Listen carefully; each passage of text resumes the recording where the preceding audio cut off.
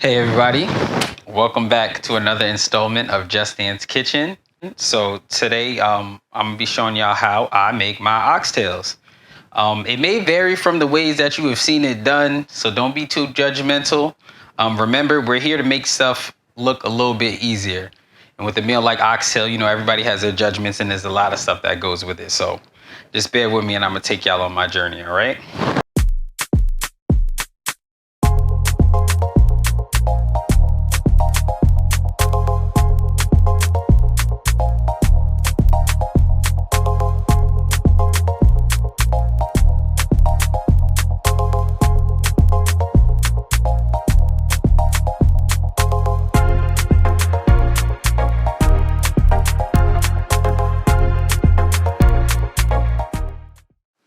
Here I got a little bit of paprika, there's a little bit of seasoning salt, there's garlic powder and onion powder.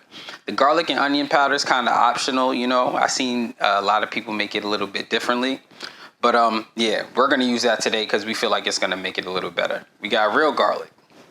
We got some green onions here. Don't worry if they look a little bit of weird. I cook a lot of food all the time, so I have it prepared in my freezer. Same with the garlic. We have pimento seed here. We have a little bit of crushed red pepper. You can use Scotch bonnet peppers, but I don't have any right now, so we're gonna use that as a substitute. We got some thyme from some dried thyme I had. Just take it off the stems and put it on there. You can leave it on the stem if you want.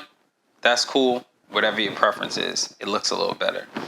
In here, I have a little bit of browning. I have soy sauce and Worcestershire sauce. Sorry if I didn't say that correctly. Everybody has their own preference. I got some fresh onions here. Got a little red pepper. You can use green pepper or whatever pepper you have. Got a little bit of ginger going on. Here I have my oxtail. I have more, guys. This is my big pot right here. And I did want to say this is about 15 pounds that I have today. So you can kind of just cut this order in half with all those, not even a half, in quarters with all the seasonings. I'll mention it in the comments later. So I have my oxtail right here, right? And what we want to do is take our oxtail, and I usually like to cut it when it's frozen, honestly, because it's a little easier to cut. You go right through, you get you a nice knife. But what I did for you guys today, I soaked it in some vinegar water, let it defrost. I have a nice sharp knife. So what I do first is I like to clean off all the fat, that extra fat. I'm sure some people not enjoy, but they'll cook with it, depending on what type of crowd they're cooking for. I'm usually catering or cooking for people to eat. So I like to trim it up, make it look as cosmetically pleasing as possible.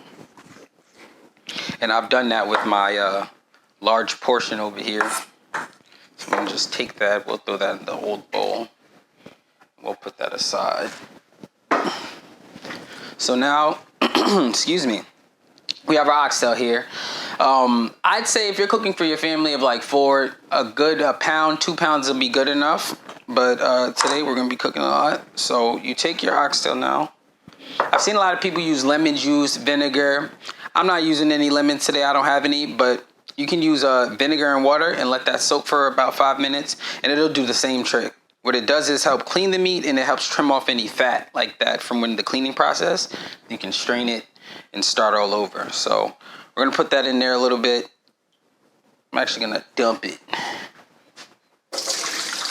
Let that sit in there.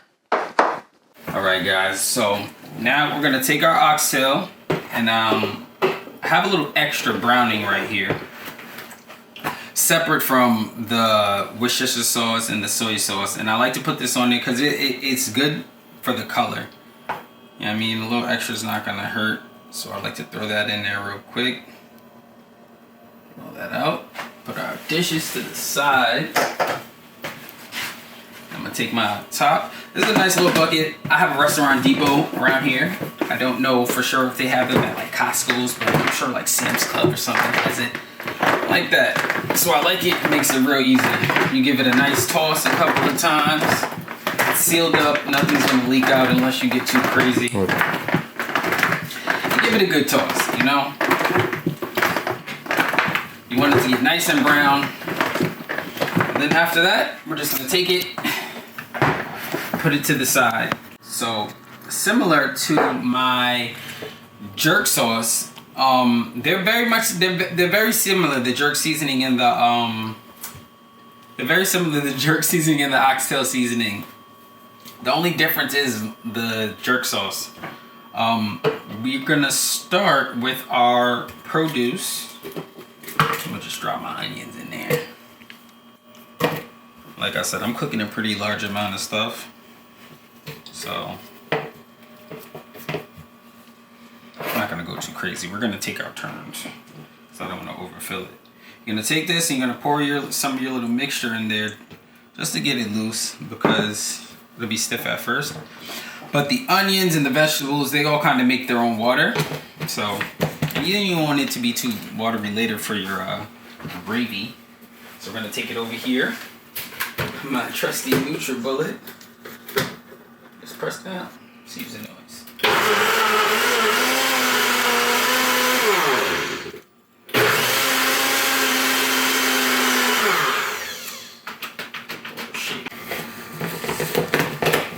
Check it. It's not too full, and I do believe the rest of our ingredients will fit in there. So we're gonna go ahead and it's just the produce. You can leave your dry ingredients there for now. I know last time I poured it in there, but this time we're gonna do it a little bit different. We take our scallions out of the way.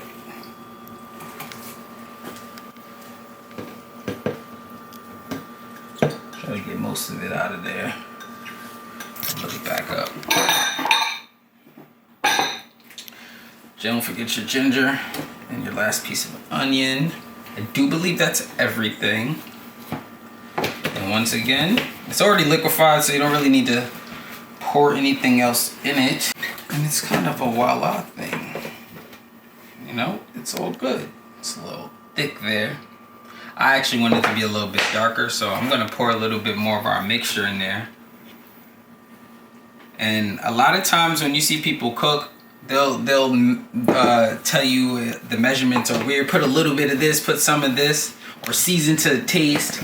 All that means is season as you go. Put a little bit of seasoning at a time. So if you add some salt and it's not salty enough, you know, add a little bit more. Season to taste. All right. So now it's all ready. And our next step, very similar to our jerk chicken. We're gonna take our oxtail, our 15 pounds, and you can take a look at it. They're darker, you know. You can leave them overnight and it'll get even darker and it'll look better when it cooks. But what we're gonna do is take this and we're gonna pour some of it on there. Not too much, use it as you go. And similarly, you're just gonna take the rest of your stuff and put it in there. So I'm gonna take my pimento, everything, get it in there, get everything out. Thyme. So I only have, this is about a half a cup of salt. I'm not using all of this in here. Like I said, I'm gonna season it as I go. And even if I do need to use it all, it's a lot of meat. It's a lot. So don't be too shy. And like I said, you can add more during the actual cooking process if you're unsure of like what it might taste like. I season a lot of food, so I can pour it in there and be very sure that it's not gonna be over seasoned. And as you pour this in there too.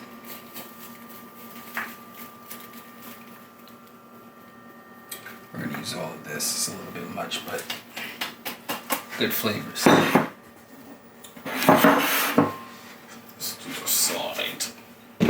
And just like before, now put your top back on there, just all your seasonings and everything.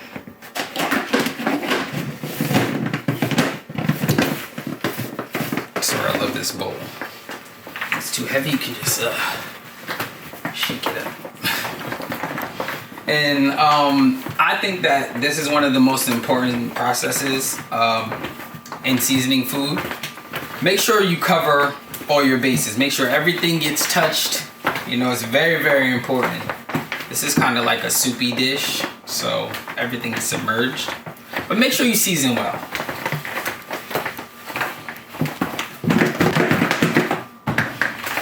also have a lot in here, so.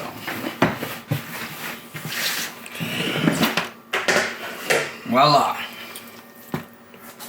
Now you can do it the traditional way and just cut up your onions and your scallion, you know, into smaller pieces and season it the same way. You don't have to make this. You can take all of those ingredients and just put them in there. Usually that's why I didn't use all of this.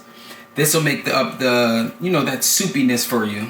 I just find that it's easier when you can do it like this and just mix everything together and show people that it's not that many steps as you think. You can just kind of mix all your produce and your seasoning and do it all at one time.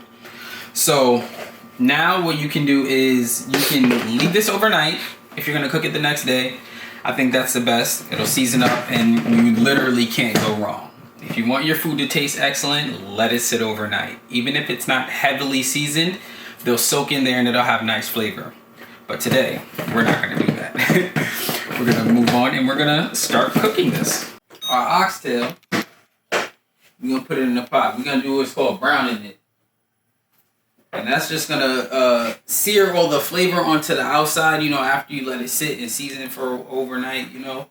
It's gonna really help season up and brown up the meat and help it keep it throughout the cooking process. Here I got some olive oil. You can use any cooking oil that you want. I like olive oil because it's a little healthier. And it's not as fatty. You can pour some. I'm gonna use a good amount because I want my oxtail to brown.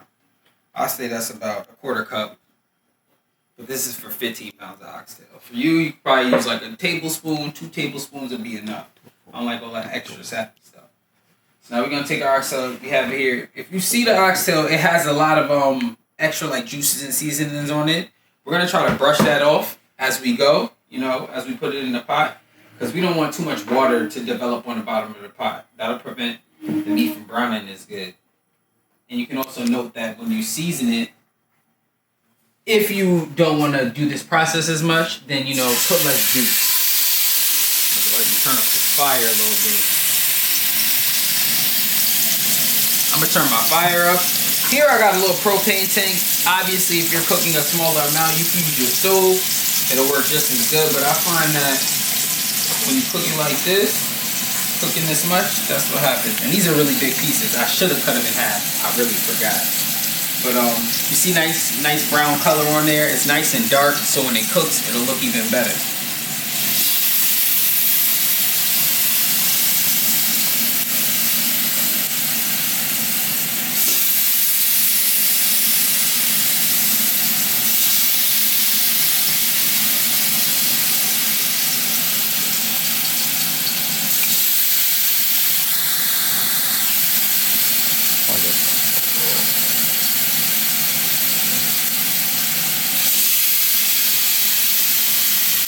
Putting them in the pot, I mean, to be completely honest, if you space them out, they brown a little bit better.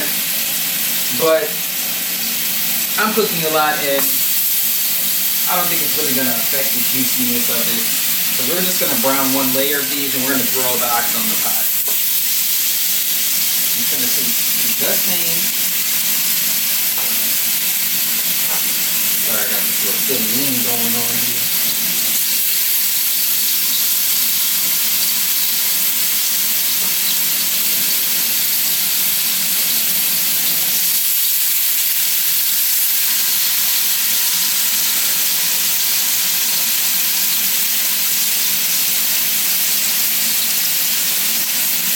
I'm sure we're going to time lapse through this on the edit.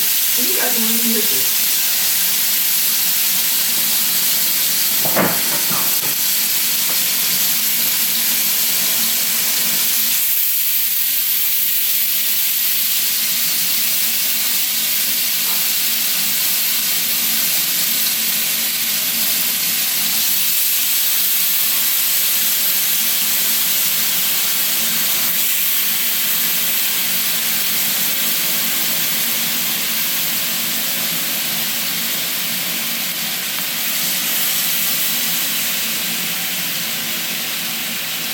I'm gonna turn my fire up some more. You see, I don't hear my sizzle the way I used to.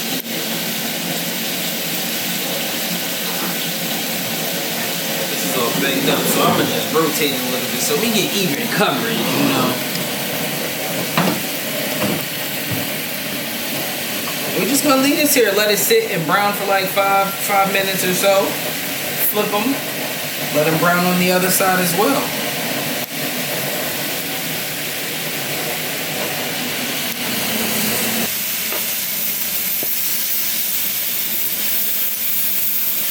Once it browns up, we burnt it a little bit, but it's gonna be all right. That's gonna be flavor. Just gonna pour the rest in there. And usually I would brown all of this, but I'm not gonna do that right now. Just for time sensitive purposes. It's a little stuck. So now I'm gonna run to the sink. I'm gonna just fill this up with water, get all of those flavors and juices.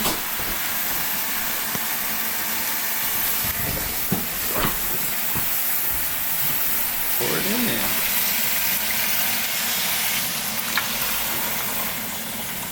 And you do want it to cover just like the top of it, so I'm gonna go ahead and get some more water. Pour it in there. Then we're gonna leave it for a little while, come back, you know what I'm saying? Put a little beans in it, put a little ketchup. I'm gonna show you later. Alright y'all, we back.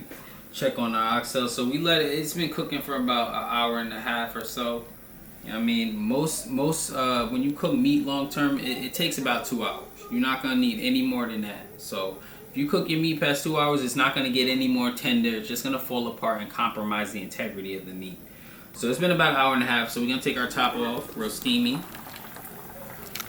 You know, I did a couple taste tests in between. Got it on a nice low simmer.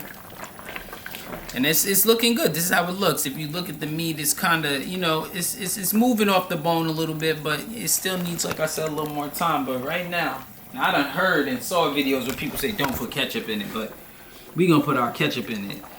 I think ketchup and tomatoes, great flavoring agent. For this large pot, like I said, this is 15 pounds, probably like a cup, you know what I'm saying, a cup and a half. Put it in there. I'm gonna take butter beans. I got this big can of butter beans. I ain't gonna use it though. You can pour a good amount because I'm not putting any dumplings and spinners in there. So we gonna put that in there. And that'll soak up all this gravy to make it nice and juicy. And mix that in there real good, right?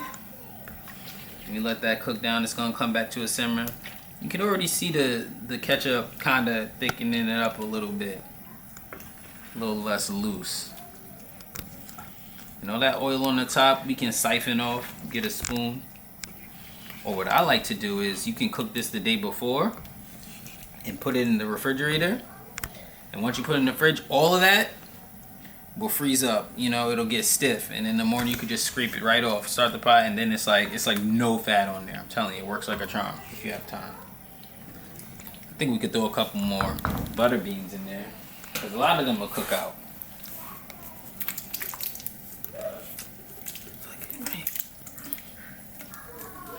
We just give it a little stir. Yeah, that's it. So we're gonna leave this for another 20 minutes. Then we're gonna come back, plate it up, and we're gonna show you the finished product.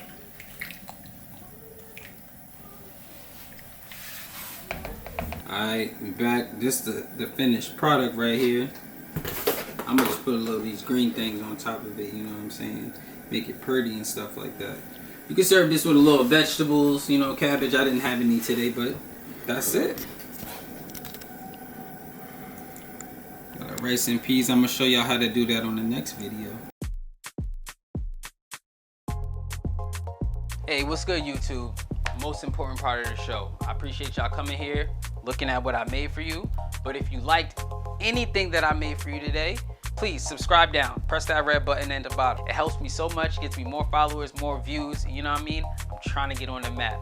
So like I said, if you liked anything, holla at your boy. Until next time.